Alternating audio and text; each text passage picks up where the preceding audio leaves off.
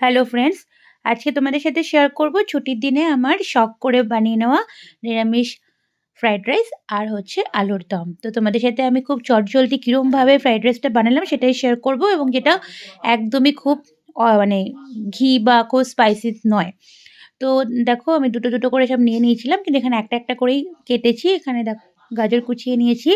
অন্য সময় ক্যাপসিকামগুলোকে আমি খুব স্লাইস করে কাটি, কিন্তু এবার একটু কিউব বা স্কোয়ার শেপে কেটে নিয়েছি। এবং এই দুটো জিনিস এবং এর সাথে কিশমিশ, এটাকে আমি আলাদা আলাদা করে ভেজে নিয়েছিলাম প্রত্যেকটাকেই। এবং নর্মাল যে আমাদের ভাত হয় বাড়িতে ডেলি, সেই ভাতের সাথে এগুলোকে খুব ভালো করে ভাজা যে ইনগ্রেডিয়েন্টসগুলো সেগুলোকে আমি মিশিয়ে নিয়েছি। আর তারপরে খুব ভালো করে মেশানোর পর আমি ওপর থেকে একটু ঘি ছড়িয়ে দিয়েছি, তাতে করে ঘির যে স্মেলটা সেটা থাকে এবং সেটা টেস্টি লাগে আরও খেতে। এবং যার জন্য, যেহেতু আমি অল্প করে একদম লাস্টের দিকে মিশিয়েছি, তার জন্য ঘিয়ের পরিমাণটাও খুব কম লেগেছে এতে।